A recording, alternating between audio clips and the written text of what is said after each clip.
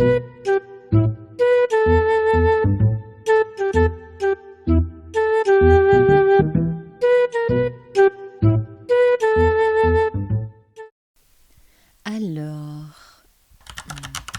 Marie-Catherine Desjardins, dite Madame de Villedieu, la fable de Diane et d'Actéon.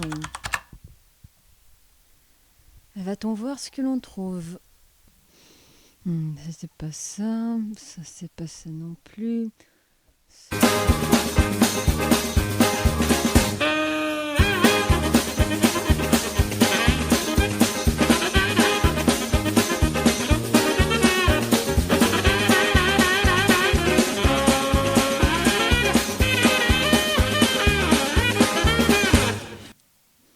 Je vais mourir.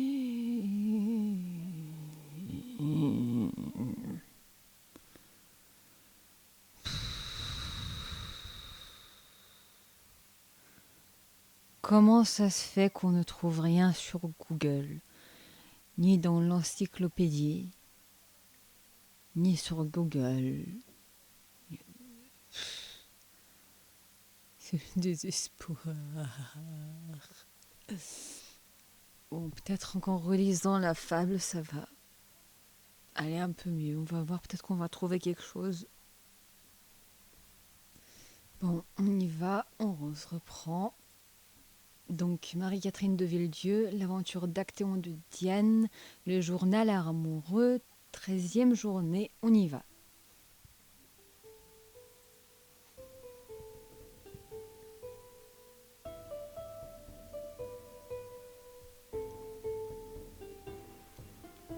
Au temps jadis qu'on vit dieux et déesses se profaner aux œuvres des mortels et maintes fois partager les faiblesses de ceux qui jadis leur dressaient des autels. Certain chasseur, doué d'une trop bonne vue, fut d'un beau fils fait animal cornu, pour avoir vu Diane toute nue, puis dévorée par sa meute déçue. À tout lecteur, l'histoire en est connue, mais le sujet n'en fut alors connu.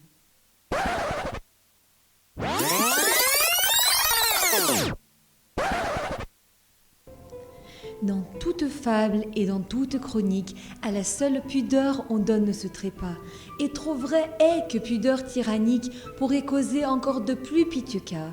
Mais le moyen que de cette injustice on soupçonna d'âme du sang des dieux, est-ce forfait digne de tel supplice que de passer chemin et d'avoir de bons yeux? Non, non, des immortels tâchons de juger mieux. La belle était de trop tendre lignage pour renfermer si barbare courage. Mais le chasseur, encore adolescent, sut de l'occasion faire si peu d'usage que Diane, prudente et sage, crut devoir cet exemple à tout homme innocent. Quoi? Voir au bain si charmante déesse, qui d'un humain regard sans doute l'accueillit, une gorge, des bras enfin, de la jeunesse, jamais déesse ne vieillit. Et de tenter le sort ne montrait nulle envie à la voir seulement une heure s'amuser.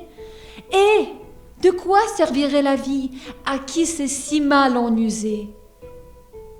Quand après si grande sottise, la réflexion fut permise à notre témoin trop discret, remords dans ce cœur s'élevèrent, qui comme chiens le dévorèrent tant qu'il en mourut de regret. Depuis, en telle conjoncture, on tâche à profiter de l'exemple au besoin, et craignant d'Actéon la funeste aventure, on pousse les choses plus loin. Plus de timidité, plus de flammes honteuses, tous vont droit à leur butin en gens bien entendus. Que bénite à jamais soit la belle chasseuse, qui se montrant si rigoureuse fit voir quels supplices sont dus aux mauvais ménagers des doux moments perdus. Cette fable est fort belle, ne pensez-vous pas? T'es qui toi? Et qu'est-ce que tu fous chez moi?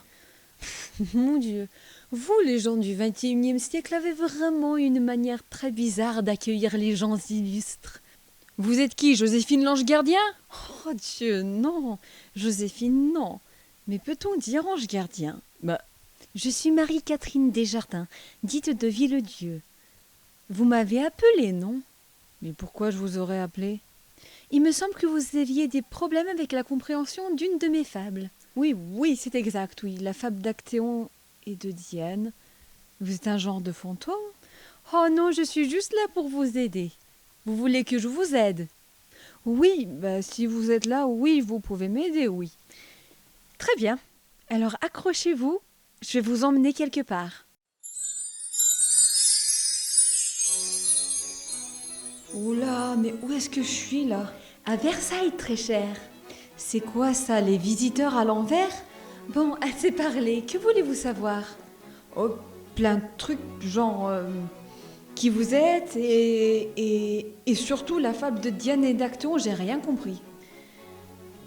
D'accord, je vous répondrai à toutes vos questions, par contre cette tenue, ça sera vraiment pas possible.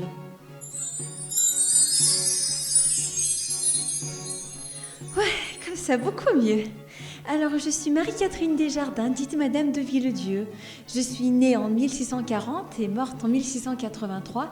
J'étais une poétesse, une romancière, une dramaturge, une fabuliste du XVIIe siècle. J'étais illustre de mon temps, mais la postérité m'a un peu oubliée, grâce à une bande de critiques littéraires du XIXe qui m'ont donné cette image-là. Serveur, serveur, remettez-moi ça un peu, encore un coup. Voyez-vous, comment avoir de la crédibilité avec une réputation comme ça? On a dit que j'étais morte parce que j'avais abusé de l'eau de vie et que j'étais une femme galante. Alors que c'était pas vrai. Personne ne sait de quoi je suis morte. Mais on vous a pas totalement oublié, regardez. On vous étudie, nous. Ah bon, vous êtes bien les seuls. D'accord, et donc pour la fable de Diane et d'Actéon? Ah oui, c'est vrai, la fable. Partons du début. Vous savez de quoi parle le mythe de Diane et d'Actéon? Oui, bien sûr. C'est un mythe antique. Diane était la déesse de la chasse et de la chasteté, et Actéon, un jeune chasseur adolescent qui, en partant un jour avec ses chiens à la chasse, avait aperçu la déesse se baignant dans une source d'eau avec ses nymphes. Et puis la déesse, voulant le punir pour son voyeurisme, l'a transformé en cerf, et ses chiens le dévorèrent. Voilà, par punition. Très bien. En fait, j'ai utilisé cette fable en tant que récit enchâssé dans un roman, Le Journal amoureux, dans lequel j'avais repris à peu près tous les personnages du XVIe siècle les plus illustres. Catherine de Médicis, la romance entre Henri II et Diane de Poitiers. C'était à la mode à l'époque de reprendre la mythologie et le XVIe siècle. Oui, je sais. Et puis après, la fable intervient au moment où la liaison entre le duc de Parme et Diane de Poitiers est sur le point de ressortir et ils sont tous en train de se cacher de la pluie dans une grande salle où il y a des tableaux mythologiques et ils se racontent des histoires. Et la reine a demandé à Clément Marot d'écrire une fable. Très bien, de quoi avez-vous donc besoin? Vous connaissez déjà tout. Je n'ai pas trop compris le message qu'il y a dedans. Oui, le subterfuge érotique. Le subterfuge érotique. Mais oui, vous pensez bien qu'à l'époque, une femme ne pouvait pas écrire ce qu'elle voulait. Et un roman dont on plus amoureux était la littérature féminine par excellence. C'était le cliché de la littérature féminine. Mais on pouvait quand même y passer des petits messages. Très bien, est-ce que vous pouvez m'expliquer donc ce message? Ah, c'est pas à moi de le faire. Je pense que quelqu'un d'autre vous l'expliquerait encore mieux que moi.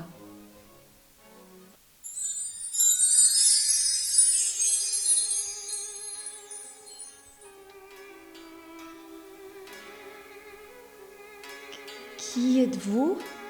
Je suis Diane chez les Romains, Artémis chez les Grecs, déesse de la chasse, de la vie sauvage, de la chasteté, de la lune et parfois de la mort.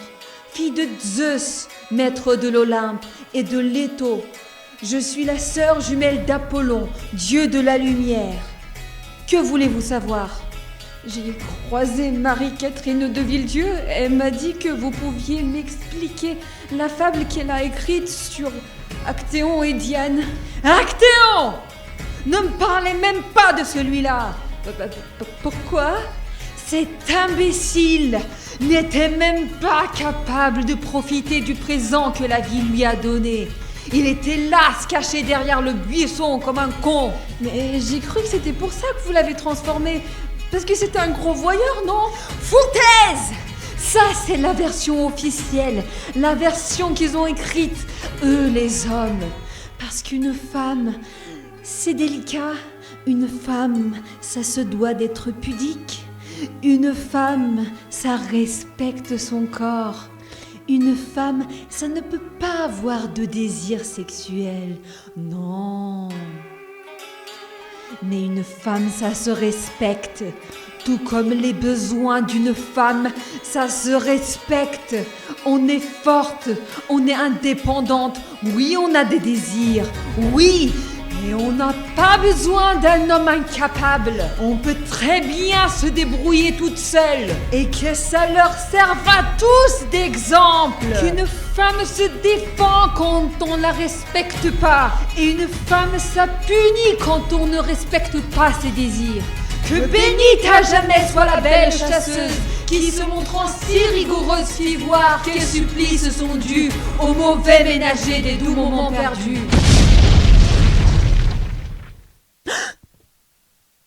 Ouah, j'ai fait un rêve chelou.